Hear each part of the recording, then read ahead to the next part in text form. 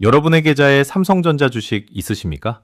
SK 하이닉스는요, 올해 두 종목 모두 사상 최고가를 찍었습니다. 2025년 12월 30일 기준 코스피 종가는 4,214입니다. 1년 사이에 75.62% 올랐어요. 역대 세 번째 상승률입니다. 대한민국 자산시장은 축제 분위기입니다. 그런데 이상한 일이 벌어지고 있습니다. 같은 기간 20대 그룹 중 최소 8개 그룹, 14개 계열사가 희망퇴직을 돌렸습니다. 한 회사가 아닙니다. 동시다발적입니다. 주가는 오르는데 사람은 나갑니다. 더 이상한 건 그 다음입니다. 희망퇴직 대상이 40대를 넘어 30대, 심지어 5년차까지 내려왔어요. 신세계 면세점은 근속 5년 이상이면 신청할 수 있습니다. 그리고 신입 채용 공고는 올해 작년보다 30% 줄었습니다. 이건 1997년 IMF가 아닙니다. IMF 때는 적어도 폭발음이 있었습니다. 회사가 무너지고 나라가 망했다는 걸 다 알았죠. 그런데 지금은 주가가 오릅니다. 기업 실적 발표회에서는 미래를 향해 간다고 말합니다. 동시에 조용히 책상이 비어갑니다. 특히 아직 시작도 못 해본 청년들이 먼저 밀려납니다. 시작하기에 앞서 구독과 좋아요 빠르게 부탁드립니다. 자, 이제 본격적으로 파헤쳐 보겠습니다. 주가는 오르는데 일자리는 사라지는 이 기묘한 시대의 정체. AI가 만든 조용한 구조조정의 실체. 그리고 청년들이 왜 가장 먼저 떨어지는지 냉정하게 들여다보겠습니다. 2025년 12월 30일 기준 코스피 4214, 삼성전자 11만 9,900원, SK 하이닉스 65만 1,000원. 둘 다 사상 최고가입니다. 반도체 슈퍼사이클이 온다는 기대감에 외국인 자금이 몰려들고 있고요. 대한민국 자산시장은 지금 황금기를 맞이하고 있습니다. 1년 전만 해도 코스피가 2,400선이었는데 지금은 거의 2배가 됐습니다. 그런데 같은 시간 대기업 사무실에서는 전혀 다른 공기가 흐릅니다. 자, 여기서 중요한 팩트 하나 말씀드릴게요. 2024년 하반기부터 2025년까지 20대 그룹 중 최소 8개 그룹의 계열사들이 희망퇴직을 단행했습니다. KT는 2,800명이 나갔어요. 전체 인력의 6분의 1입니다. 최대 4억 3천만 원까지 위로금을 걸었더니 예상보다 더 많은 사람이 신청했습니다. LG유플러스는 600명 규모로 최대 5억 원대 위로금을 제시했고요. LG디스플레이는 5년 만에 사무직 대상 희망퇴직을 돌렸습니다. NC소프트는 12년 만에 500명 이상이 나갔어요. 이상하지 않으십니까? IMF 때는 회사가 적자였습니다. 부도위기였죠. 그래서 사람을 자를 수밖에 없었어요. 하지만 지금은 다릅니다. 문제는 여기부터입니다. 회사가 망해서 자르는 게 아니라 효율을 위해 자르는 겁니다. NC소프트는 3분기 실적 발표에서 중복되거나 지원 조직을 대상으로 효율화를 단행한 전략적 조치라고 표현했습니다. 주가는 오르는데 사람은 줄어듭니다. 여기서 가상의 인물 한 명 만나볼까요? 32살 직장인 김대리가 있습니다. 대기업 마케팅팀 5년 차예요. 작년까지만 해도 회사는 잘 돌아갔습니다. 실적도 괜찮았고 김대리 본인도 성과평가 B등급 받았어요. 그런데 올해 3월 팀장이 조용히 불렀습니다. 우리 팀 구조조정 대상이야. 희망퇴직 신청받는데 생각해봐. 김대리는 당황했습니다. 회사 망한 것도 아닌데요. 제가 뭘 잘못했습니까? 팀장이 답합니다. 자네 잘못은 없어. 그냥 효율화야. AI 도입하면서 인원이 덜 필요해졌거든. 이게 바로 2025년 구조조정의 정체입니다. 1997년 IMF는 폭발형 실업이었습니다. 한 달 사이에 수십만 명이 거리로 쏟아졌죠. 뉴스마다 대량해고, 정리해고, 타이틀이 달렸습니다. 모두가 위기를 체감했어요. 그런데 지금은 잠식형 실업입니다. 폭발음이 없습니다. 뉴스에는 희망퇴직이라는 부드러운 단어로 나옵니다. 기업은 선택과 집중, 조직 슬림화, 미래 대비 체질 개선이라고 말합니다. 듣기엔 좋습니다. 하지만 결과는 똑같습니다. 사람이 나갑니다. 문제는 또 있습니다. 나이예요. 과거 희망퇴직은 50대 이상이 대상이었습니다. 정년이 얼마 안 남은 사람들이 위로금 받고 먼저 나가는 구조였죠. 그런데 지금은 40대를 넘어 30대, 심지어 5년 차까지 내려왔습니다. 신세계 면세점은 근속 5년 이상이면 신청할 수 있어요. 30대 초반도 대상입니다. LG전자는 50세 이상 직원과 함께 최근 3년간 성과가 낮은 직원까지 포함시켰고요. 여기서 질문 하나 드리겠습니다. 왜 회사는 잘 나가는데 사람을 자를까요? 답은 간단합니다. 비용 구조를 바꾸려는 겁니다. 사람 한 명을 유지하는 데 드는 비용이 만만치 않아요. 연봉, 복지, 4대 보험, 퇴직금, 사무실 공간, 장비까지 한 사람당 연간 1억 원 이상 들어갑니다. 그런데 AI를 도입하면 어떻게 될까요? 초기 투자 비용은 있지만 유지비는 훨씬 쌉니다. 실수도 안 하고 휴가도 안 가고 야근도 불평 없이 합니다. 여기서 중요한 팩트 또 하나 말씀드릴게요. 실제로 LG디스플레이는 희망퇴직을 통해 연간 1,000억 원 이상의 인건비를 절감했습니다. LG유플러스는 한 번의 희망퇴직으로 약 1,500억 원의 비용이 발생했지만 장기적으로는 매년 수백억 원을 아낄 수 있습니다. 재무제표상으로는 단기 손실이지만 장기적으로는 수익성 개선입니다. 투자자들은 이를 긍정적으로 평가합니다. 주가는 오릅니다. 다시 김대리 이야기로 돌아가 볼까요? 김 대리는 고민 끝에 희망퇴직을 신청했습니다. 위로금 1억 5천만 원 받았어요. 나쁘지 않다고 생각했습니다. 그런데 문제는 그 다음이었습니다. 이력서를 넣어도 답이 없었어요. 32살. 5년차 경력으로는 신입 자리는 나이 제한에 걸리고 경력직 자리는 10년차들과 경쟁해야 했습니다. 김 대리는 6개월째 구직 중입니다. 이게 바로 2025년 구조조정의 특징입니다. 청년도 대상이 됩니다. 그리고 한번 밀려나면 다시 들어갈 문이 없습니다. 자, 이제 청년 고용시장 전체를 볼까요? 2025년 청년 실업률은 4.8%입니다. 겉으로 보면 낮습니다. 그런데 이게 함정입니다. 20대 중 쉬었음으로 분류된 사람이 41만 명입니다. 2005년에는 25만 명이었어요. 20년 사이에 64% 늘었습니다. 더 충격적인 건 같은 기간 20대 인구 자체는 17% 감소했다는 겁니다. 사람은 줄었는데 구직 포기자는 늘었어요. 이들 중 30.9%는 원하는 일자리를 찾기 어려워 쉬고 있다고 답했습니다. 구직을 아예 포기한 겁니다. 실업자로 집계되지 않으니 실업률은 낮게 나옵니다. 통계의 착시입니다. 한국개발연구원 KDI는 실업률 하락폭의 최대 72%가 청년층 취업 포기 때문이라고 분석했습니다. 일자리가 늘어서 실업률이 낮아진 게 아니라 사람들이 구직을 포기해서 낮아진 겁니다. 보셨습니까? 주가는 오르는데 일자리는 사라집니다. 기업은 잘 나가는데 사람은 밀려납니다. 이게 바로 2025년 대한민국의 민낯입니다. AI가 일자리를 뺏는다는 이야기 많이 들어보셨죠? 그런데 실제로는 조금 다릅니다. AI는 당장 기존 직원을 해고하지 않습니다. 대신 신입 채용을 막습니다. 입구를 봉쇄하는 겁니다. 이게 더 무섭습니다. 왜냐고요? 티가 안 나거든요. 자, 여기서 가상의 회사 하나 만나볼까요? 중견기업 A사 기획팀입니다. 팀장 박 차장이 있고 그 밑에 과장 2명, 대리 3명, 사원 4명, 총 10명이 일합니다. 사원들은 주로 뭘 할까요? 자료 조사하고 보고서 초안 작성하고 회의록 정리하고 데이터 정리합니다. 전형적인 신입 업무죠. 그런데 2024년 하반기 회사가 챗GPT 라이선스를 구매했습니다. 처음에는 다들 신기했어요. 와, 이거 진짜 편하네? 박 차장이 사원 최사원에게 말합니다. 최사원, 이번 분기 시장 분석 보고서 챗GPT로 한번 만들어봐. 최사원은 챗GPT에 프롬프트 몇 줄 넣었습니다. 3분 만에 20페이지 초안이 나왔어요. 최사원은 놀랐습니다. 제가 이틀 걸려서 하던 일이 3분 만에? 문제는 여기부터입니다. 박 차장이 생각합니다. 사원들이 하던 단순 업무를 AI가 처리하면 인원이 덜 필요하겠네? 다음 달 사원 1명이 이직했습니다. 박 차장은 빈자리를 채우지 않았어요. AI로 충분히 커버 가능해.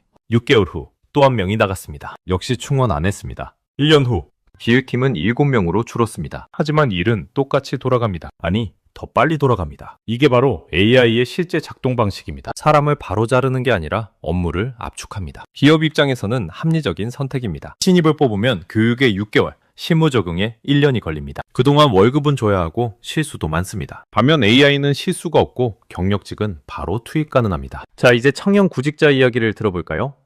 24살 취준생 이 학생이 있습니다. 올해 대학 졸업했어요. 취업 준비 1년 차입니다. 이 학생은 대기업 신입 공채에 지원했습니다. 작년에는 같은 회사가 신입 100명 뽑았어요. 그런데 올해는 50명간 뽑습니다. 경쟁률이 2배로 뛰었습니다. 이 학생은 서류에서 떨어졌습니다. 중견기업에도 넣어봤습니다. 공고에는 신입 및 경력 공공명 채용이라고 써 있었어요. 희망을 가지고 지원했습니다. 그런데 최종 합격자 명단을 보니 전부 경력직이었습니다. 신입은 한 명도 없었어요. 이 학생은 좌절했습니다. 신입 채용한다면서 왜 경력직만 뽑아요? 문제는 이게 한두 곳이 아니라는 겁니다. 여기서 중요한 팩트 하나 말씀드릴게요. 2025년 구직시장 데이터를 보면 이 현상이 명확하게 드러납니다. 신입 채용 비중이 줄어들고 있어요. 대신 중고 신입, 그러니까 경력 2년에서 5년 차를 선호하는 비율이 28.9%까지 올라갔습니다. 2023년보다 3.2%포인트 상승한 수치입니다. 기업들은 실무에 곧바로 투입 가능하고 빠르게 적응할 수 있는 인력을 원합니다. A사 박 차장 이야기로 다시 돌아가 볼까요? 올해 인사팀에서 연락이 왔습니다. 박 사장님 팀, 올해 신입 채용 계획 있으세요? 박 차장이 답합니다. 아니요, 필요 없습니다. 지금 인원으로 충분해요. 인사팀이 묻습니다. AI 때문인가요?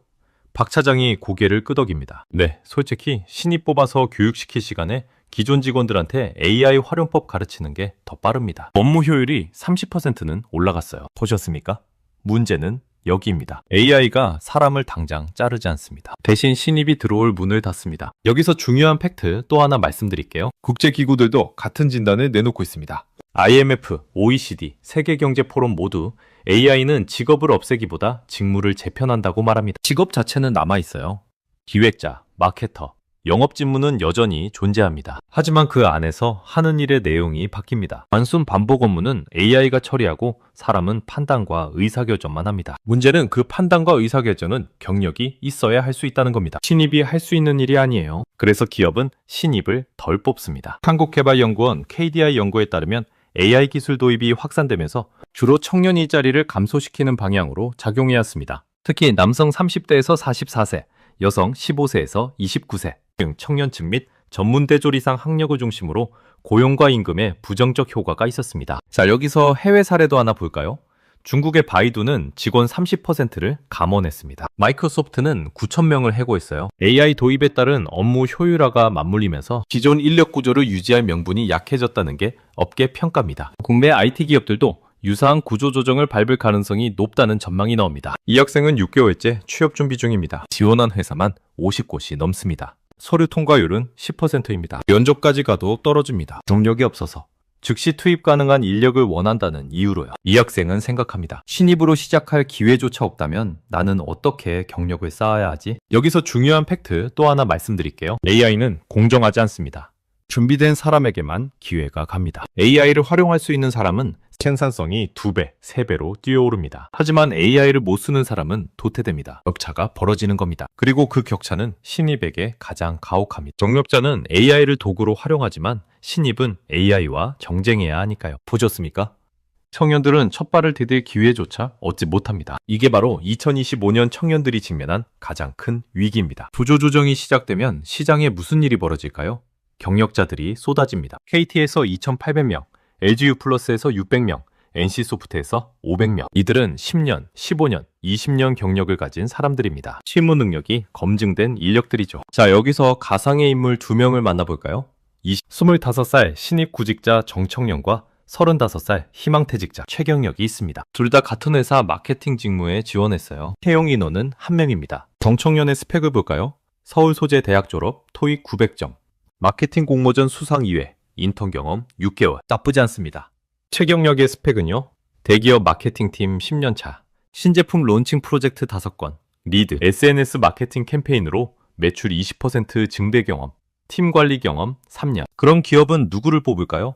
당연히 최경력입니다. 정청년은 교육에 6개월이 필요하지만 최경력은 첫 주부터 일을 시킵니다. 기업 입장에서는 최경력이 훨씬 효율적입니다. 문제는 이게 한두 곳이 아니라는 겁니다. 정청년은 50군데에 지원했습니다. 서류 통과한 곳은 5곳, 면접 본 곳은 2곳, 최종 합격은 빵곳입니다. 모두 경력자에게 밀렸어요. 여기서 질문 하나 드리겠습니다. 채용 공고에는 뭐라고 써 있을까요?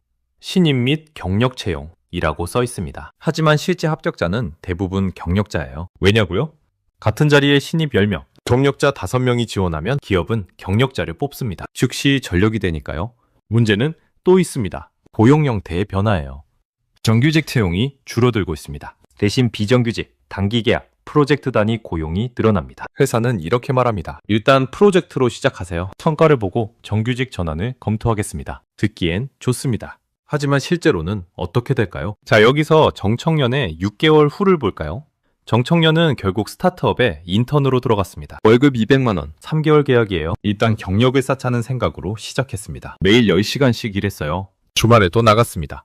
3개월 후 계약이 만료됐습니다. 정규직 전환 검토하겠다던 약속은 지켜지지 않았어요. 예산이 부족해서 라는 이유였습니다. 정청년은 다시 구직 시장으로 나왔습니다. 이번엔 인턴 3개월 경력이 생겼습니다. 하지만 여전히 대기업 문턱은 높습니다. 여기서 중요한 팩트 하나 말씀드릴게요. 2025년 고용 통계를 보면 이 현상이 명확하게 드러납니다. 전체 취업자 수는 소폭 증가했습니다. 하지만 청년층 정규직 비율은 줄어들었어요. 대신 비정규직, 특히 단기 계약직이 늘었습니다. 겉으로 보면 취업자가 늘어난 것처럼 보이지만 실제로는 고용의 질이 떨어진 겁니다. 이건 개인의 문제일까요?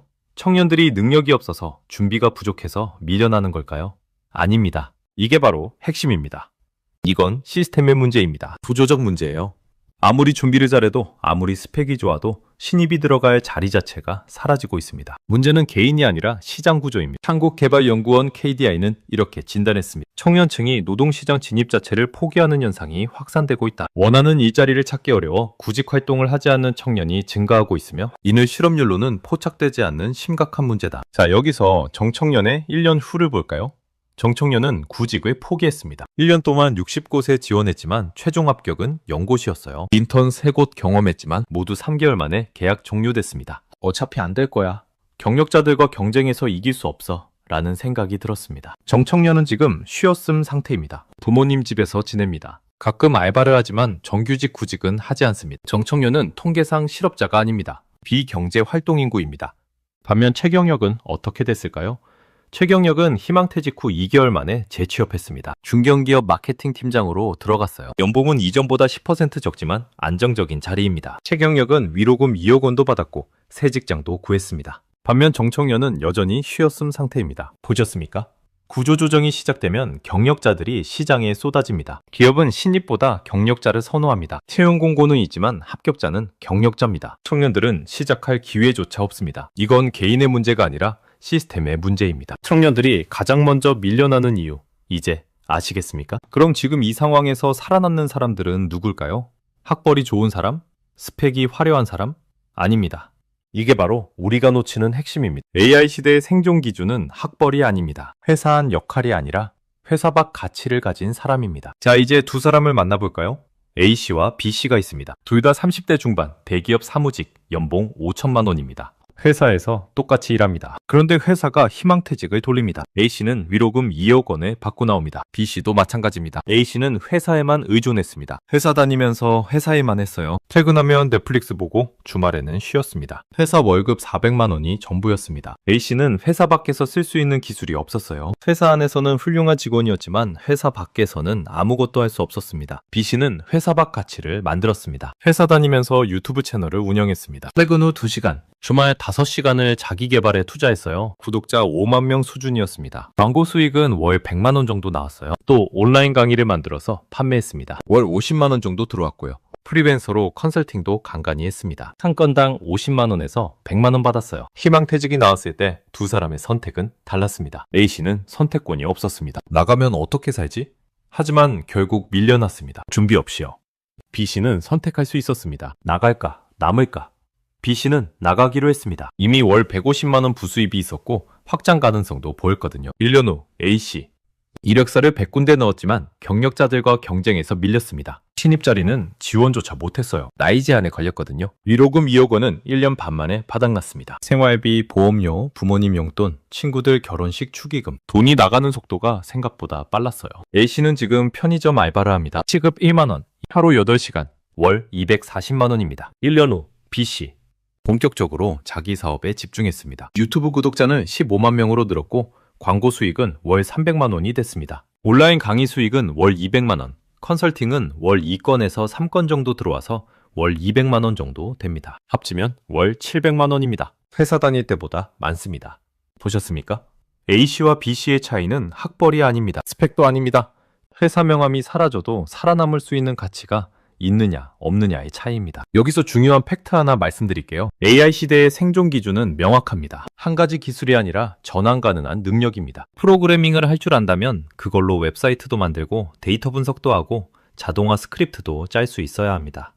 글을 잘 쓴다면 보고서도 쓰고 블로그도 쓰고 영상 대본도 쓸 수 있어야 합니다. 하나의 회사, 하나의 직무에 갇히지 말고 여러 곳에서 쓸 수 있는 능력을 키워야 합니다. 문제는 또 있습니다. 고정 월급이 아닌 복수의 소득 파이프라인이 필요합니다. 회사 월급만 믿고 살면 위험합니다. 회사가 희망퇴직을 돌리는 순간 소득이 끊기거든요. 그래서 회사 월급 외에 부수입을 만들어야 합니다. 유튜브든 블로그든 온라인 강의든 프리랜서든 뭐든 좋습니다. 월 50만 원이라도 회사 밖에서 벌 수 있는 구조를 만들어야 합니다. 여기서 질문 하나 드리겠습니다. 현금 흐름 관리가 생존의 1순위가 되는 이유는 뭘까요?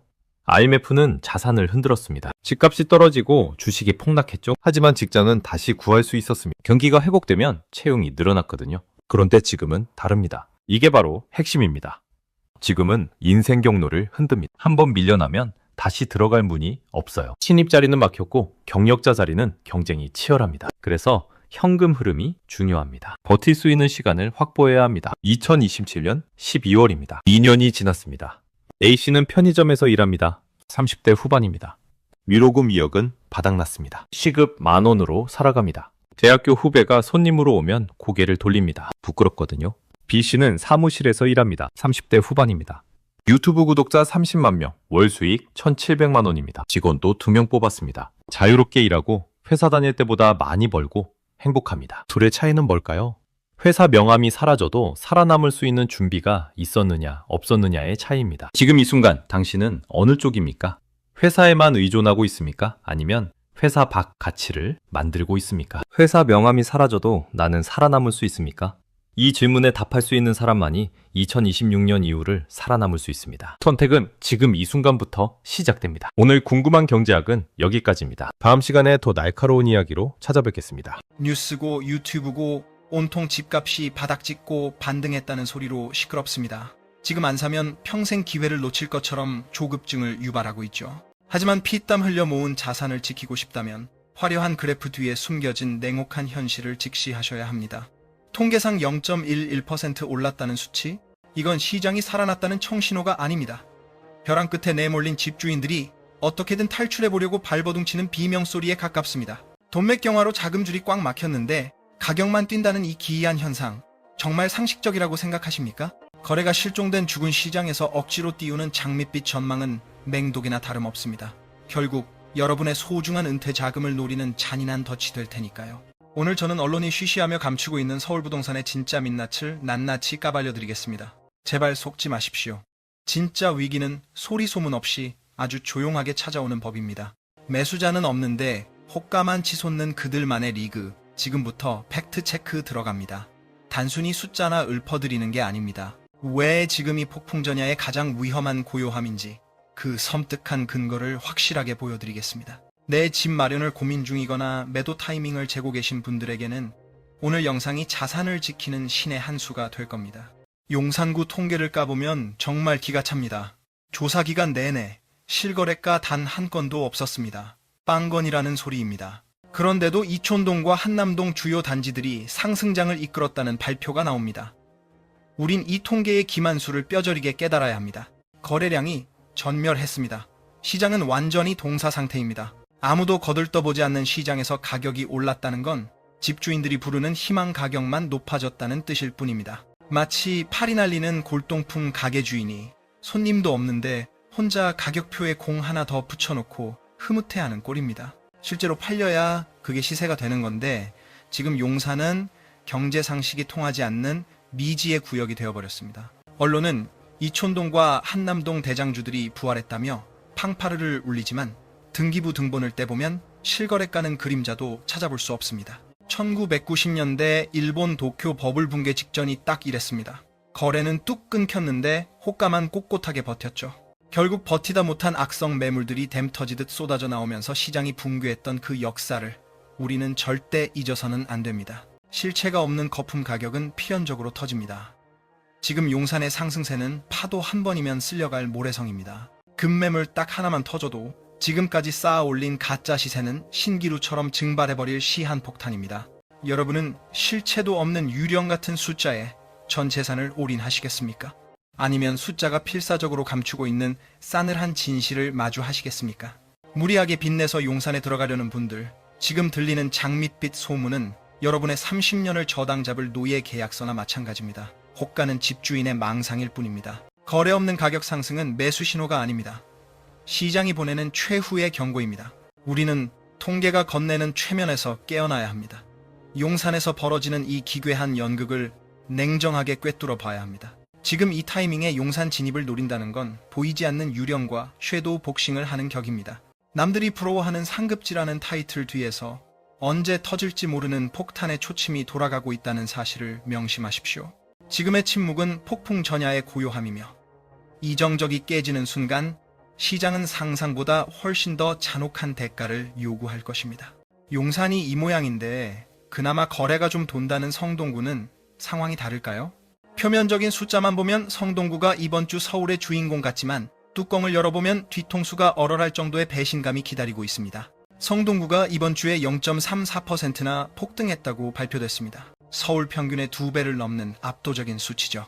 언론에서는 마용성이 다시 뛴다며 한강벨트의 부활을 찬양하지만 그 내막을 들여다보면 블랙 코미디가 따로 없습니다. 실제 거래 내역을 전수조사해봤습니다. 성동구 전체를 통틀어 신고된 아파트 거래는 달랑 한 건뿐이었습니다.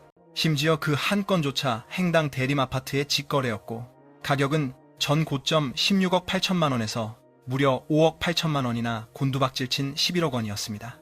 폭락한 거래 딱 하나가 찍혔는데 통계 시스템은 성동구가 서울에서 가장 많이 올랐다고 출력합니다.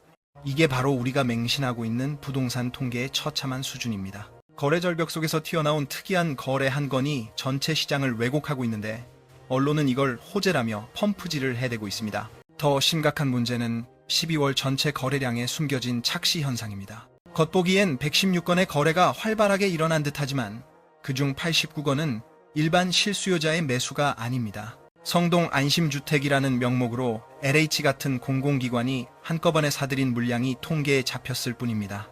이건 시장이 자생적으로 살아난 게 아니라 정부가 세금을 쏟아부어 억지로 산소호흡기를 붙여놓은 꼴입니다. 중국 정부가 부동산 붕괴를 막으려고 국영기업을 동원해 미분양 아파트를 사들이며 지표를 조작하는 방식과 소름 돋게 닮아 있습니다. 국가가 악성 매물을 받아내 거래량을 부풀리고 그 조작된 숫자에 속은 개미들이 비싼 값에 물량을 받아주길 기다리는 아주 잔인한 설거지판입니다. 평균 거래 금액의 흐름을 정밀하게 뜯어보면 지금 시장은 그야말로 아수라장입니다.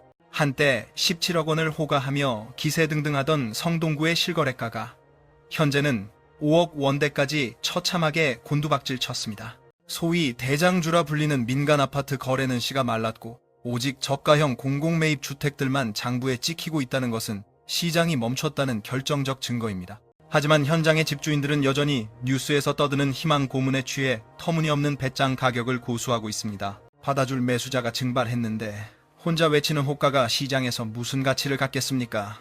이 거품은 결국 누군가가 상투를 잡아줘야만 유지되는데 지금 그 독이 든 성배를 마셔줄 호구가 전멸했다는 점이 성동구의 진짜 비극입니다. 데이터 자체는 중립적일지 몰라도 그것을 가공하고 해석하는 세력들은 언제든 대중의 눈을 가릴 수 있습니다.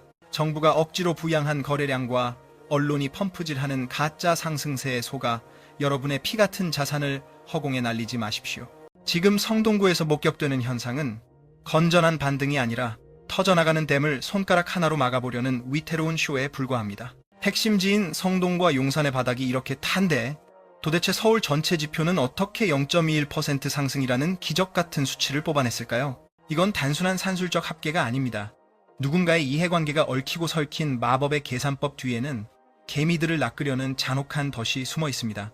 0.21%라는 이 숫자는 심리적으로 매우 교묘하게 설계되었습니다. 대중의 이성적인 판단을 마비시키기 딱 좋죠. 실제 거래는 전무한데 시장이 살아난 것처럼 착각하게 만드는 이 숫자의 실체는 그저 집주인들의 탐욕을 수치화한 것에 불과합니다. 한국부동산원이 발표하는 주간 동향은 엄밀히 말해 실거래 기반의 데이터가 아닙니다.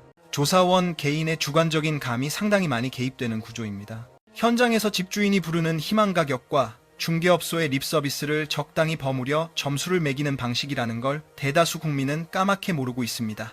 조사원들이 동네 부동산에 전화를 돌려 요즘 분위기가 어떠냐고 묻는 게 조사의 전부라면 믿으시겠습니까? 살 사람은 없는데 집주인이 호가를 1억 원 올렸다고 답하면 그 즉시 해당 지역 지표가 상승으로 둔갑하는 기형적인 시스템입니다.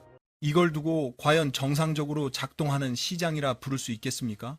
누군가 실제로 지갑을 열고 등기를 쳐야 가격이 확정되는 법인데 지금 통계는 매도자의 희망사항만 모아놓은 판타지 소설이나 다름없습니다. 거래 절벽 속에서 호가만 치솟는 현상을 전문가들은 기술적 반등이라 포장하지만 실상은 매수자를 유인하기 위한 정교한 최면술일 뿐입니다. 부동산 하락장에서는 거래량이 먼저 움직이는 선행 지표이고 가격은 뒤따라가는 후행 지표라는 점을 명심해야 합니다.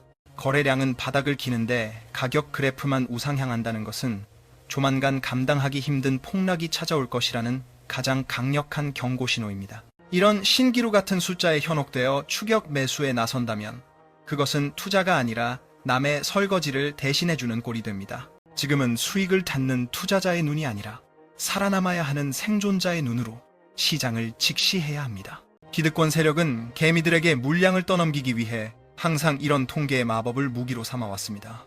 실거래가 받쳐주지 않는 상승은 버블이 터지기 직전에 나타나는 전형적인 발작이며 탈출구를 찾는 세력들의 마지막 몸부림입니다. 지금 언론이 합창하듯 떠드는 반등론은 여러분의 주머니를 털어가기 위한 미끼입니다.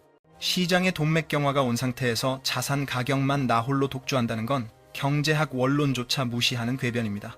가장 끔찍한 시나리오는 이 조작된 숫자의 조바심을 느껴 영혼까지 끌어모아 막차를 타는 평범한 가장들의 파산입니다. 고가 매물은 자취를 감췄고 급매만 드문드문 팔리는데 지표는 왜 오를까요?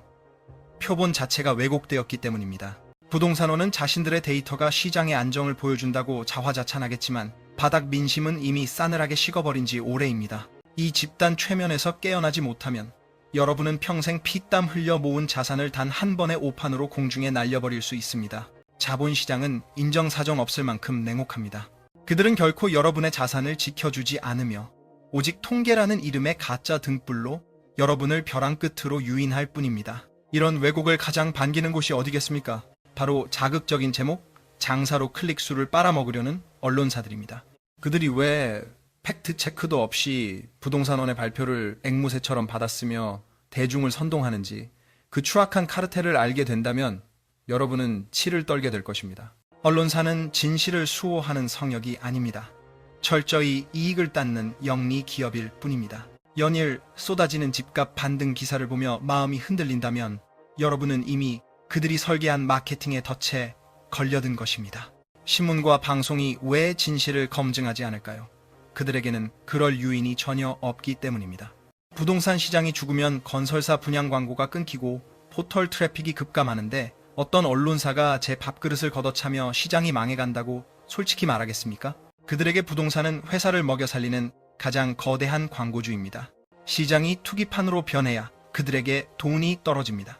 거래가 전멸했다는 공포보다는 바닥을 찍었으니 지금 당장 사라는 선동이 그들의 금고를 채워주는 가장 확실한 수단입니다. 기자들은 부동산 원이 던져주는 보도 자료를 토시 하나 안 틀리고 복사해서 기사로 내보냅니다.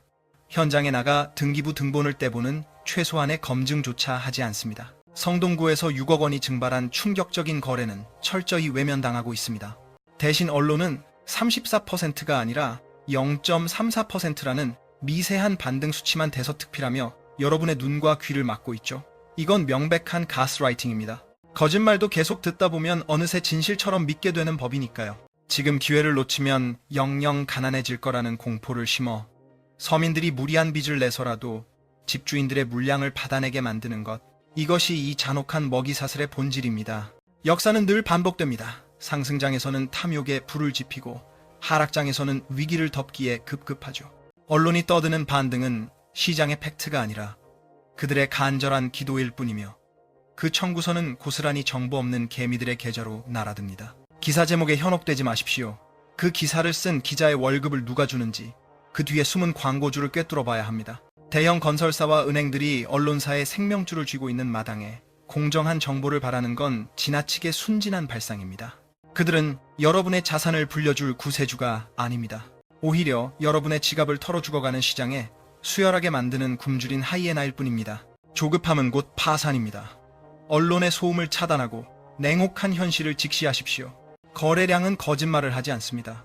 돈의 흐름은 언론의 선동보다 훨씬 더 솔직하게 시장의 붕괴를 경고하고 있습니다. 언론이 만들어낸 신기루에 속아 인생의 황금기를 빚갚는 기계로 전락하며 보내지 마십시오. 진정한 고수는 신문기사의 텍스트가 아니라 그 이면에 숨겨진 공포와 비명을 읽어냅니다. 진짜 두려워해야 할 건 집값 상승이 아니라 내가 산 가격이 역사상 가장 비싼 꼭지였다는 걸 깨닫는 순간입니다. 방송에서 떠드는 반등 논리가 이토록 엉성한데도 왜 계속 속는 걸까요? 바로 내년에는 대출받기가 더 쉬워질 거라는 막연한 기대 심리 때문입니다. 하지만 정부가 내놓을 내년도 가계대출 성적표를 확인하는 순간 여러분은 숨이 턱 막히는 절망을 맛보게 될 겁니다. 금리가 떨어지면 집값은 당연히 오를 거라고 철석같이 믿고 계시죠. 현실은 정반대입니다. 은행이 수도꼭지를 잠그면 금리가 0%가 되어도 집을 살 수 없다는 잔혹한 진실을 마주해야 합니다. 금융당국이 내년도 가계대출 증가율을 2% 이하로 틀어막겠다고 공언했습니다. 명목 경제 성장률이 4%인데 대출은 그 절반만 풀겠다는 뜻입니다. 이는 시장에 도는 피를 반으로 줄이겠다는 소리며 사실상 부동산 시장에 사형 선고를 내린 셈입니다. KB국민, 신한, 하나, 우리은행 등 5대 시중은행들이 정부 눈치를 살피며 대출 문턱을 대폭 높이고 있습니다. 올해 이미 목표치보다 대출을 조였는데 내년에는 상상을 초월하는 규제 칼바람이 불어닥칠 예정입니다. 은행들이 대출 목표를 마이너스로 잡았다는 건 시중에 돈의 씨가 마르고 있다는 가장 확실한 증거입니다. DSR 규제망은 갈수록 촘촘해지고 있습니다. 연봉이 올랐는데 대출 한도는 오히려 줄어드는 기이한 현상이 벌어지고 있는 겁니다. 미국과 유럽이 고금리 상황에서도 대출 총량을 통제해 거품을 걷어냈던 방식이 이제 한국에서도 본격 가동되기 시작했습니다. 집값이 아무리 매력적으로 보여도 살 돈이 없으면 그림의 떡입니다. 지금 가격은 저금리 시대의 과잉 유동성이 빚어낸 허상일 뿐입니다. 은행이 산소호흡기를 떼는 순간 빚으로 쌓아올린 영끌족들의 자산은 모래성처럼 무너져 내릴 수밖에 없습니다. 정부는 이제 가계부채 관리를 국가의 생존이 걸린 문제로 인식하고 있습니다. 더 이상 빚잔치로 집값을 떠받치지 않겠다는 의지가 확고합니다. 내년에는 돈을 빌리러 간 평범한 직장인들이 은행 문전박대를 당하는 일이 속출할 것이며 이는 거래 절벽을 넘어 거래 멸종으로 이어질 겁니다. 부동산은 심리 싸움이라지만 그 심리를 지탱하는 건 결국 돈입니다. 실탄이 바닥난 전쟁터에서 승리를 장담하는 건 어리석은 망상입니다. 지금 은행이 보내는 경고 신호는 아주 명확합니다. 더 이상 빚내서 집 살 생각 말라는 엄중한 경고를 뼈저리게 새겨야 합니다. 현금을 쥔 자만이 살아남는 혹한기가 오고 있습니다. 부채로 쌓아 올린 가짜 자산의 시대는 이미 막을 내렸습니다. 우리는 이 차가운 금융의 빙하기를 견딜 준비를 해야 하며 감당 못할 빚이 있다면 지금이라도 탈출 전략을 짜야 합니다. 은행의 대출 규제 칼날이 강남, 서초 같은 상급지를 넘어 서울 전역을 무차별적으로 휩쓸고 있습니다. 특히 실수요자가 몰린다는 마포나 중구는 이미 심각한 내상을 입었는데 그곳에서 일어나는 기이한 초소형 거래의 실체를 알면 경악을 금치 못할 겁니다. 마포와 중구가 다시 달아오른다는 뉴스는 명백한 가짜입니다. 실상은 초소형 평수들이 만들어낸 통계적 착시일 뿐입니다. 전용 면적 13평짜리 도시형 생활주택이나 나홀로 아파트 몇 채 팔린 걸 두고 마포와 중구 전체가 살아났다고 호들갑 떠는 언론의 작태는 무책임의 극치입니다. 세운 푸르지오 헤리시티와 동대문 소라임의 거래 내역을 뜯어보십시오. 전부 쥐꼬리만한 소형 평수들 뿐입니다. 가족이 살만한 전용 84 타입 대장 아파트들은 거래가 씨가 말랐는데 이런 초소형 매물 몇 개가 가격 지표를 억지로 떠받치고 있는 꼴입니다. 마포구 전체를 통틀어 하루 거래량이 단 한 건에 불과하다는 충격적인 사실을 직시해야 합니다. 수십만 인구가 밀집한 거대 자치구에서 일일 거래량이 고작 한 건이라는 건 사실상 시장 기능이 완전히 뇌사 상태에 빠졌다는 사망 선고나 다름없습니다. 정상적인 장세라면 다양한 평형대에서 거래가 순환되어야 마땅하나 현재는 자금력이 딸리는 일인 가구 타깃의 깡통 매물들만 간신히 숨이 붙어있는 실정입니다. 물론 인구 구조의 급변으로 나홀로 가구가 폭증하고 있다는 점은 부인할 수 없는 팩트입니다. 허나 명심하십시오. 본격적인 하락장이 도래했을 때 가장 먼저 가치가 증발해버리는 것이 바로 이러한 소형 자산들입니다. 실수요가 뒷받침되는 중대형 평형조차 맥을 못 추는 판국에 소형 평수의 일시적 반등은 무의미할 뿐더러 뒤늦게 뛰어든 개미들의 무덤이 될 확률이 농후합니다. 아현 뉴타운의 대장주 아파트들조차 적막강산입니다. 집주인은 호가를 고수하고 매수자는 거들떠보지도 않는 그야말로 숨막히는 대치 국면입니다. 이런 와중에 중구신당이나 황학동 인근의 자잘한 거래를 반등 신호로 착각하는 건 스스로 눈을 가린 채 낭떠러지로 질주하는 자살 행위와 진배 없습니다. 현 시점에서 마포와 중구의 껍데기뿐인 지표만 믿고 시장에 진입하는 건 투자가 아니라 무모한 도박입니다. 여러분께 묻겠습니다. 과연 13평 남짓한 협소한 공간에서 평생을 영위하실 작정이십니까? 혹은 막연한 투자 가치만 믿고 피 같은 자산을 그 좁은 곳에 묶어두시겠습니까? 자산의 본질을 외면한 채 숫자 노름에만 빠진다면 필패할 수밖에 없습니다. 작금의 상승세는 우량주가 주도하는 건전한 장이 아니라 가벼운 잡주들이 날뛰는 극도로 불안정한 장세임을 직시해야 합니다. 소형 평수라는 함정에서 탈출하여 시장의 펀더멘털인 가족 단위 아파트의 흐름을 냉철하게 주시해야 할 때입니다. 펀더멘털이 결여된 상승은 필연적으로 더 참혹한 폭락을 불러오기 마련입니다. 마포와 중구 일대에서 포착되는 기형적인 거래들은 회복의 신호탄이 아니라 꺼지기 직전의 마지막 불꽃일 뿐입니다. 그 불꽃이 사그라던 후 닥쳐올 혹독한 빙하기를 견딜 자신이 없다면 지금 당장 그 탐욕의 소굴에서 발을 빼십시오. 거래량은 전무한데 호가만 치솟는 이 기괴한 현상이 영원할 것 같습니까? 이 거대한 연극의 결말은 결국 단 하나의 파국으로 귀결될 것입니다.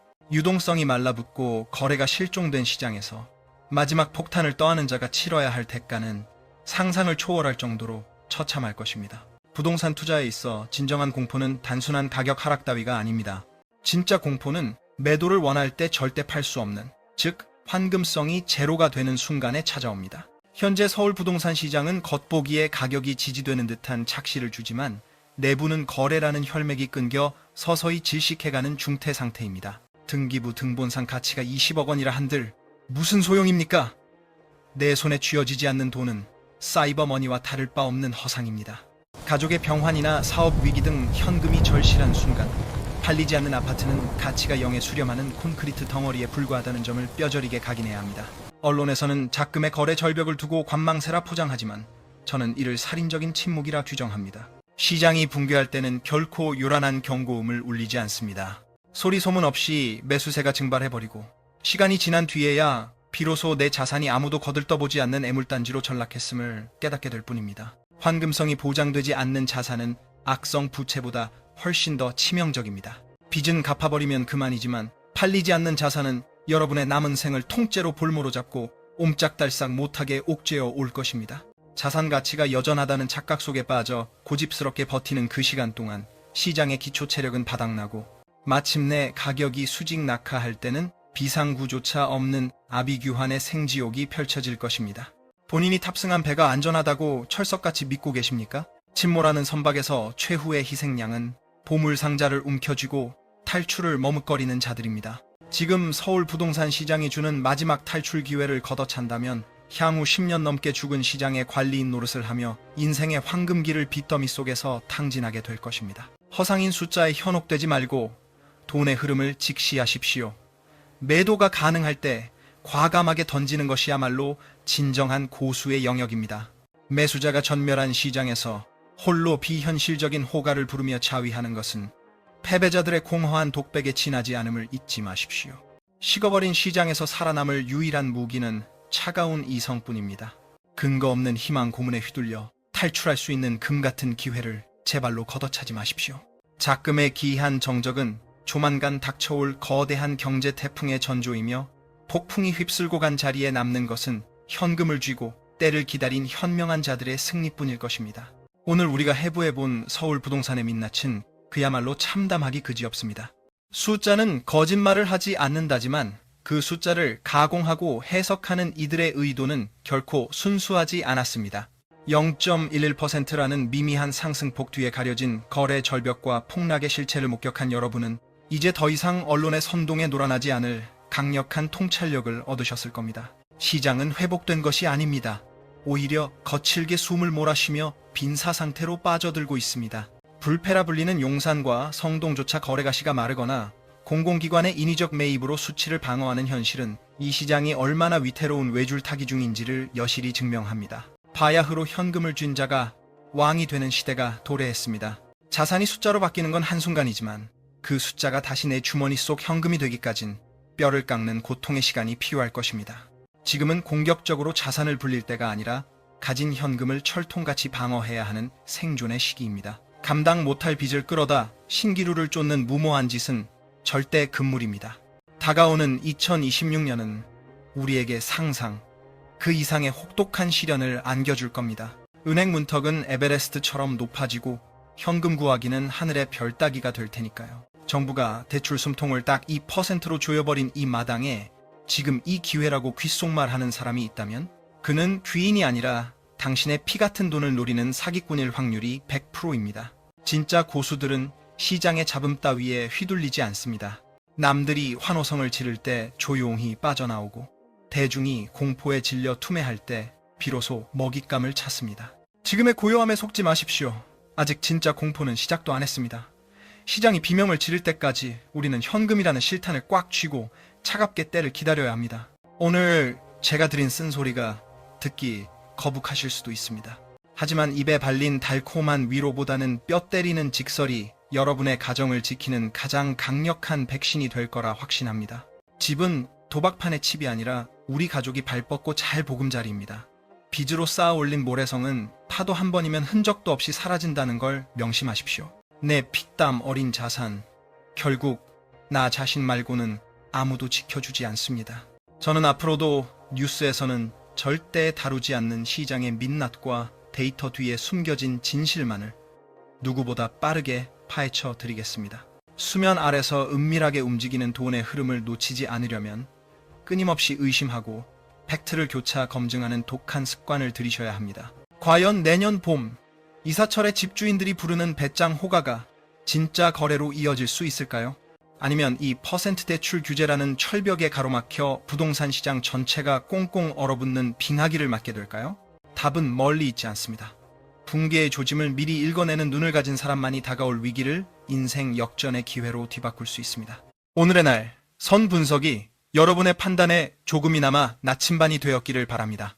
영상이 유익하셨다면 구독과 좋아요를 눌러주세요. 더 많은 분이 이 불편한 진실을 마주할 수 있도록 힘을 보태주십시오. 언제나 팩트로 뼈 때리는 분석, 여러분의 자산을 지키는 든든한 파트너가 되겠습니다. 본 영상 내용은 저의 개인적인 견해일 뿐입니다. 투자의 모든 결과와 책임은 투자자 본인에게 귀속되며 특정 아파트 매수나 매도를 부추기는 방송이 아님을 분명히 밝힙니다. 시장은 생물처럼 변합니다.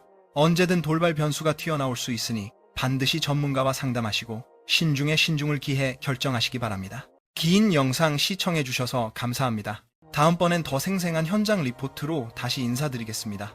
부디 현명한 판단으로 여러분의 소중한 자산을 사수하시길 간절히 기원합니다. 2026년 이제 뒷짐지고 수익률 계산기나 두드릴 때가 아닙니다. 느긋한 관망은 곧 파멸입니다. 새해 벽두부터 터져나온 부동산 법안들은 여러분이 평생 피땀 흘려 쌓은 자산의 뿌리째 뽑아버릴 만큼 위협적입니다. 지금 이 순간 부동산 시장은 국가가 정교하게 설계한 세금의 블랙홀 속으로 속수무책 빨려 들어가고 있습니다. 고작 공시지가가 오르거나 종부세율이 몇 퍼센트 뛰는 수준의 이야기가 아닙니다. 이번 개정안의 진짜 칼날은 집주인의 재산권 그 자체를 겨누고 있습니다. 내 집을 내 마음대로 팔지도 못하게 손발을 묶어놓고 오히려 세입자에게 모든 칼자루를 쥐어주는 기이한 세상이 도래했습니다.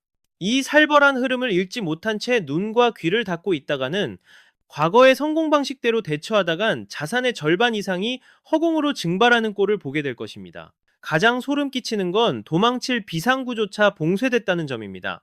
양도세 중과세율이 무려 82.5%까지 치솟는 상황에서 퇴로를 찾지 못한 사람들은 결국 국가가 돌리는 거대한 자산 환수 시스템의 먹잇감이 되고 맙니다. 지금부터 제가 짚어드릴 내용은 단순한 시황 중계가 아닙니다. 여러분의 생존이 걸린 마지막 경고장입니다.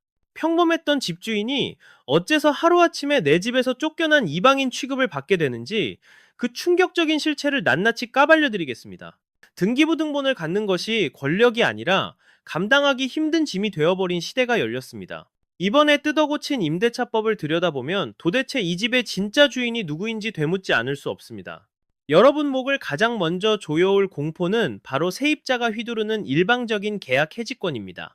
집을 매물로 내놓는 순간부터 세입자 눈치나 살피며 전전긍긍해야 하는 처량한 신세로 전락했습니다.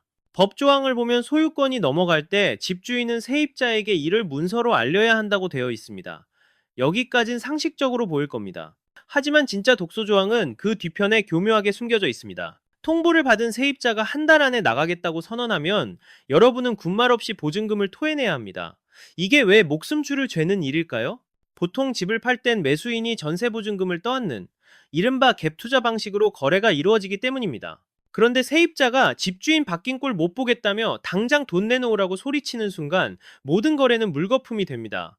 실제로 최근 분당에서 터진 사건을 복기해 봅시다. 살던 집을 팔고 새 아파트로 이사하려던 한 은퇴자의 사연입니다. 매매 계약서에 도장 찍고 잔금만 기다리던 찰나 갑작스럽게 세입자가 계약 해지 카드를 꺼내 들었습니다. 바뀐 집주인이 마음에 들지 않는다는 아주 단순하고도 황당한 이유였습니다. 결국 이 집주인은 단 한 달 안에 수억 원의 현금을 마련하지 못해 계약이 깨졌고 계약금까지 몰수당하는 파국을 맞았습니다. 자산의 출구가 완전히 봉쇄된 셈입니다.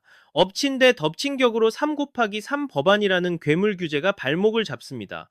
기존 2년이었던 거주 기간을 3년으로 늘리고 이를 2번 더 연장할 수 있게 만들겠다는 겁니다. 한 번 세입자를 들이면 무려 9년 동안이나 내 집주인 행세를 못하게 됩니다. 9년이면 강산이 변하고도 남을 시간입니다. 그 긴 세월 시장은 천지개벽하는데 여러분의 자산만법이라는 감옥에 갇혀 쥐꼬리만 한 임대료에 저당 잡히는 꼴입니다. 임차인은 약자니 보호해야 한다는 그럴싸한 명분이 이제는 임대인을 경제적 사지로 내모는 흉기가 되었습니다. 내 집의 가치를 매기는 건 더 이상 시장 논리가 아닙니다. 세입자의 변덕과 법의 강제력이 가격표를 붙이는 세상입니다. 소유권이라는 껍데기만 남겨두고 실속인 알맹이는 몽땅 세입자가 삼켜버린 형국입니다. 지금 손에 쥔 등기권리증이 부의 증표인지 아니면 벗어날 수 없는 거대한 빚의 족쇄인지 냉정하게 따져봐야 합니다. 하지만 더 끔찍한 비극은 따로 있습니다. 보증금을 내주려 급하게 집을 팔려 해도 국가가 쳐놓은 통곡의 벽이 여러분 앞을 가로막습니다. 탈출하고 싶어도 발버둥 칠수록 더 조여오는 그 지독한 덫의 실체를 직시해야 합니다. 세입자가 보증금 빼달라고 아우성치는 상황에서 매도를 결심하는 순간 여러분은 더 거대한 절벽과 마주하게 됩니다. 출구는 없습니다. 퇴로는 완벽히 차단됐습니다. 정부의 2026년 경제 전략을 보면 그나마 다주택자의 숨통을 트여주던 양도세준과 유예 조치가 흔적도 없이 증발했습니다. 이제 집을 파는 행위는 자산관리 차원이 아니라 자산의 자살행위나 다름없는 시대입니다. 구체적인 계산기를 두드려보면 등골이 오싹해질 겁니다. 현재 세법상 조정 대상 지역에서 매도 시 적용되는 기본 세율만 해도 최대 45%입니다. 여기에 다주택자 가산세 30%가 얹어지고 또다시 지방소득세 10%가 붙습니다. 결국 최종 세율은 82.5%라는 경악스러운 수치에 도달합니다. 만약 10억 원의 양도 차익을 남겼다고 가정해봅시다. 내 손에 떨어지는 돈은 고작 1억 7,500만 원뿐이고 나머지 8억 2,500만 원은 국가가 몽땅 가져갑니다. 이게 과연 정상적인 시장입니까? 국가가 숟가락 하나 얻는 수준을 넘어 아예 밥그릇 자체를 압수해가는 꼴입니다. 우리가 악몽으로 기억하는 2021년의 규제 폭탄도 이 정도로 잔인하진 않았습니다. 예전에는 최소한 잠시만 버티면 봐주겠다는 식의 달콤한 정치적 사탕발림이라도 있었죠. 하지만 2026년의 공기는 완전히 다릅니다. 유예 조치를 끝낸다는 건 더 이상 시장 눈치 안 보고 다주택자들의 피 같은 자산을 싹 다 털어가겠다는 명백한 선전포고입니다. 2021년이 가벼운 예고편이었다면 지금 여러분이 목격하는 건 그 잔혹한 본편의 피날레입니다. 취득세에 보유세, 거기다 온갖 유지비까지 떼고 나면 남는 게 있습니까? 아니요. 숨만 쉬어도 수익률이 마이너스로 곤두박질 치는 구조입니다. 결국 집 좀 가졌다는 죄인들은 빠져나갈 구멍 없는 도간에 든 쥐신세가 됐습니다. 팔려고 내놓자니 세금 폭탄 맞고 안 팔고 버티자니 세입자들이 계약 해지하겠다며 보증금 내놓으라고 목을 조여옵니다. 정부가 퇴로는 꽉 막아두고 꼼짝없이 갇힌 여러분의 자산을 야금야금 갉아먹고 있는 형국이죠. 이제 부동산은 부의 상징이 아닙니다. 나라에 세금 갖다 바치려고 모시고 살아야 하는 무겁고 끔찍한 애물단지일 뿐입니다. 냉정하게 말해 여러분은 내 재산 관리하는 게 아닙니다. 굳고 채워주는 무보수 세금 징수원 노릇을 자처하고 계신 겁니다. 진짜 공포는 똘똘한 한 채 가진 1주택자들도 이 살벌한 사정권에서 안전하지 않다는 점입니다. 그나마 믿었던 1세대의 1주택 비과세 혜택? 그 성역마저 없애버리려는 시그널이 곳곳에서 감지되고 있습니다. 부자 증세라는 그럴싸한 간판을 걸고 중산층의 마지막 사다리까지 걷어차고 있는 겁니다. 이렇게 출구가 봉쇄된 상황에서 여러분의 계좌를 노리는 칼날은 시장 외부가 아닌 내부 깊숙한 곳을 겨누고 있습니다. 난 끝까지 버틸 거야 라고요? 더 끔찍한 지옥문이 열릴 겁니다. 팔지도 못한 그 콘크리트 덩어리 위로 매일 불어나는 빚더미의 공포를 눈뜨고 지켜봐야 하니까요. 국가가 제멋대로 정한 공시가격이라는 이름의 세금 청구서가 여러분 안방까지 들이닥칠 날이 코앞입니다. 탈출구는 봉쇄해놓고 꼼짝없이 갇힌 집값 위에다가 세금 폭탄을 투하하기 시작했습니다. 부동산 공시가 현실화율을 향후 5년 안에 90%까지 끌어올리겠다는 게 단순한 엄포가 아닙니다. 법으로 박아놓고 강제하겠다는 겁니다. 시세 10억짜리 집이면 공시가를 9억으로 잡겠다는 건데 이건 재산세랑 종부세 때리는 기준점 자체가 천지개벽 수준으로 뛴다는 소리입니다. 국회에서 세법 안 바꿔도 됩니다. 여러분 지갑 털어가는 가장 악랄하고 확실한 수법이 지금 작동하고 있는 겁니다. 더 소름 끼치는 건 기본소득 토지보유세라는 신종징세 무기입니다. 공장이나 농지 빼고 모든 땅에 최대 1.3% 세금을 물리겠다?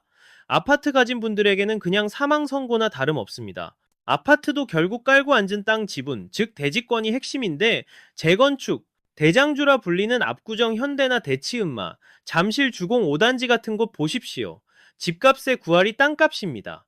이 법 통과돼서 시세의 1% 넘게 매년 뜯어가면 소득 끊긴 은퇴자들은 제발로 집 비워주고 쫓겨나야 하는 판국이 됩니다.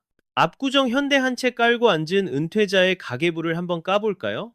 집값은 40억을 호가하는데 정작 손에 쥐는 연금은 고작 200만 원 남지신 분들이 수두룩합니다. 그런데 보유세랑 종부세 합쳐서 1년에 수천만 원을 토해내라?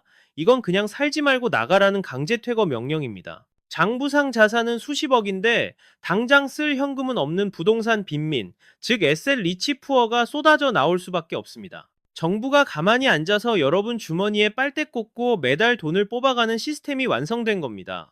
돈을 벌어서 세금을 내는 게 아니라 자산을 가지고 있다는 이유만으로 벌금을 물리는 이 야만의 시대를 어떻게 버티시겠습니까? 무서워서 못 살겠다 팔겠다 해도 문제입니다.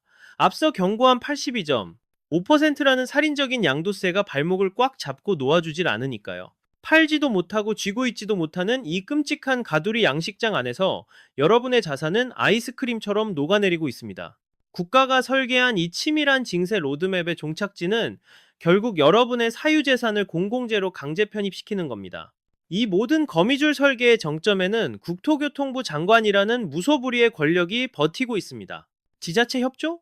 그딴 건 필요도 없다는 듯 독단적으로 여러분 아파트 단지 코앞까지 치고 들어왔습니다. 도대체 장관 힘이 얼마나 세졌길래 서울시장 손발을 다 묶어놓고 폭주하는 걸까요? 단언컨대 지방자치의 시대는 끝났습니다. 이제 여러분 아파트가 토지거래 허가구역이라는 감옥에 갇히느냐 마느냐는 서울시장이 아니라 국토부 장관 손가락 하나에 달렸습니다.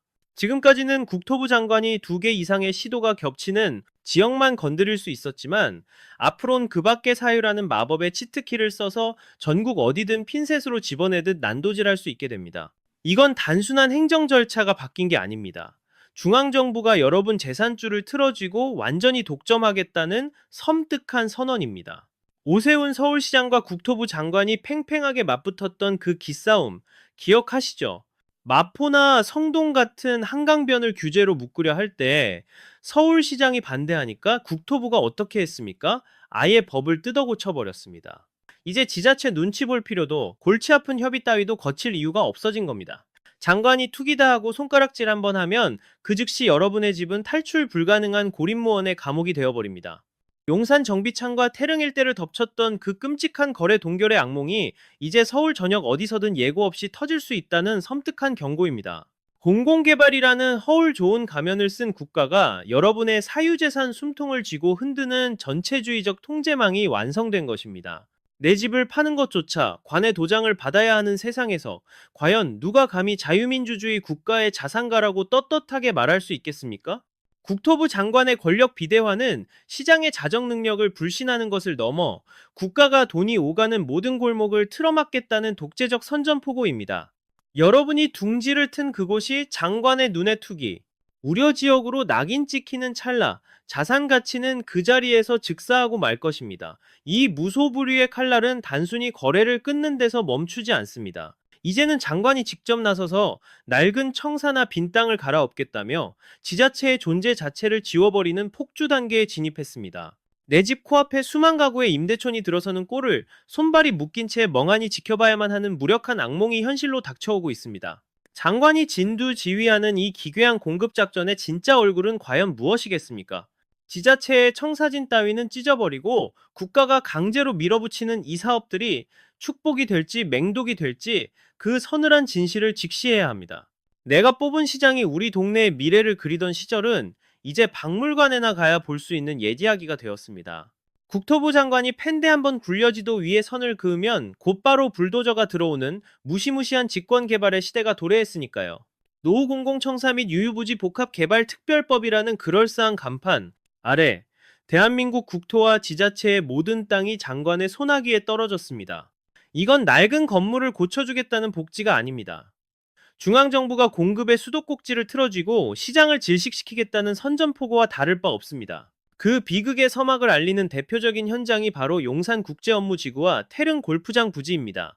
서울시는 그간 주거의 쾌적함을 지키기 위해 6천 가구에서 8천 가구 정도의 마지노선을 고수해왔습니다. 허나 국토부 장관이 칼자루를 쥐고 흔드는 순간 시나리오는 파국으로 치닫습니다.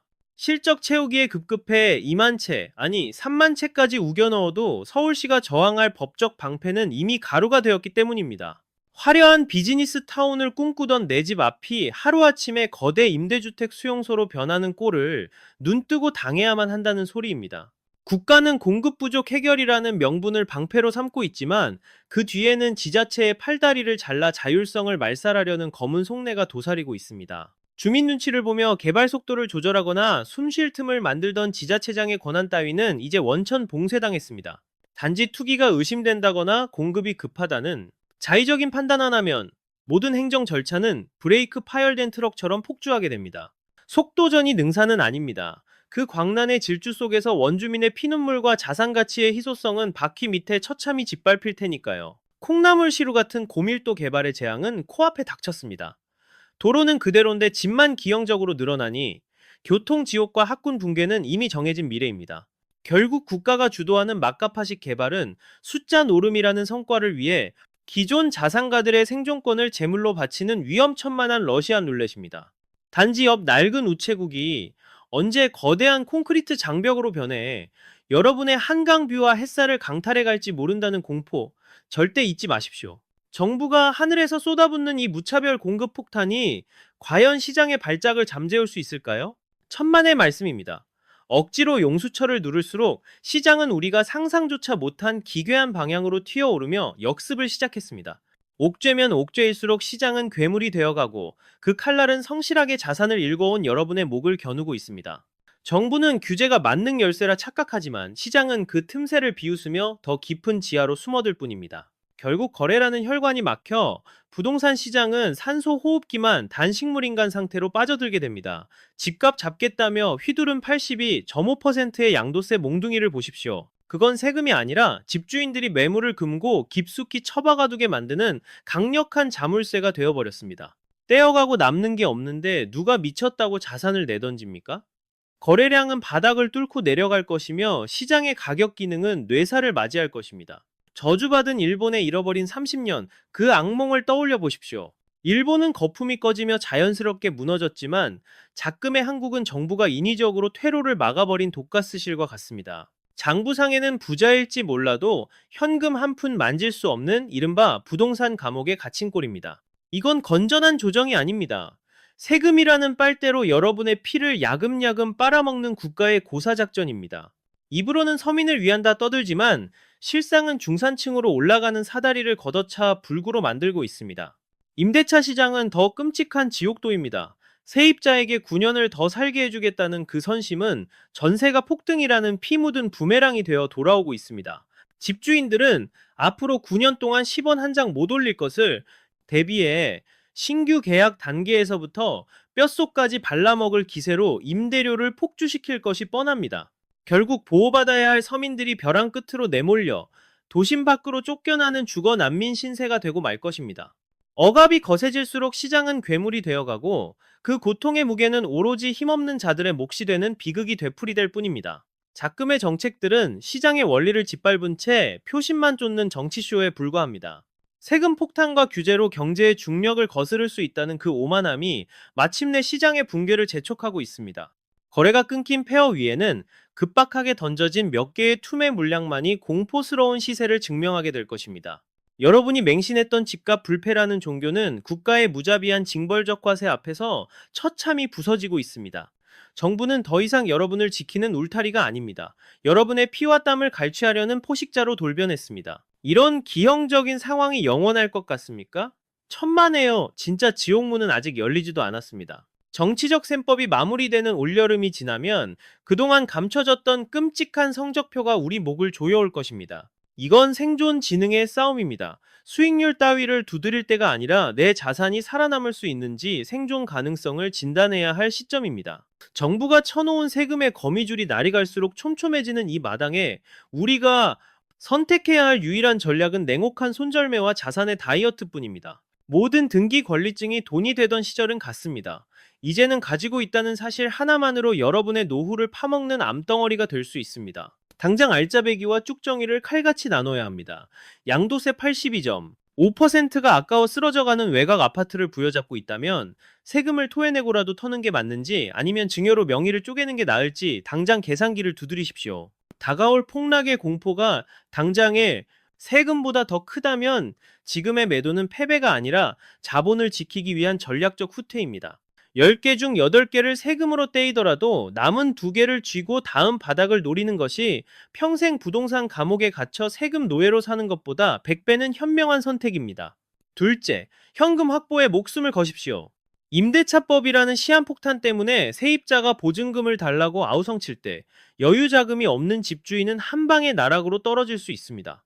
대출문이 닫히고 금리가 미친 듯이 널뛰는 지금 현금줄이 마른다면 여러분의 그 잘난 아파트도 결국 법원 경매판에 올라가게 될 것입니다. 덩치를 불릴 때가 아닙니다. 빚이라는 시한폭탄을 제거하고 현금 비중을 극대화하는 방어태세로 당장 전환해야 합니다. 마지막으로 6월 지방선거가 끝난 직후의 세법 개정 움직임을 매의 눈으로 감시하십시오. 표심 잡기가 끝나면 정부는 가면을 벗고 본격적인 보유세 1% 시대를 열어젖힐 공산이 큽니다. 그때가 되면 팔고 싶어도 받아줄 사람이 없어 꼼짝없이 수장되는 최악의 악몽이 현실이 됩니다. 대중이 공포에 질려 얼어붙어 있을 때 여러분은 미리 비상구를 뚫고 현금이라는 총알을 장전해 두어야 합니다. 시장은 냉혹한 정글이지만 미리 칼을 간 자에게는 반드시 생존의 틈을 내어줍니다. 지금의 위기는 누군가에게는 파멸의 장송곡이지만 깨어있는 자에게는 부의 계급장을 바꿀 수 있는 마지막 사다리가 될 것입니다. 침몰하는 배 위에서 미련을 떨다간 수장될 뿐입니다. 2026년은 철저한 각자 도생의 해입니다. 국가가 설계한 정교한 수탈 시스템은 이제 피할 수 없는 현실이 되었고 여러분의 피 같은 자산은 역대급 폭풍우 앞에 발가벗겨져 있습니다. 오늘 제가 경고한 7가지 변화는 서막에 불과합니다. 진짜 전쟁은 올여름 7월 세법 개정안이 공표되는 순간 판가름 날 것입니다. 그때가 되면 시장은 상상조차 못한 아비규환의 소용돌이 속으로 빨려 들어갈 텐데 여러분은 그 거친 파도를 버텨낼 준비가 되셨습니까?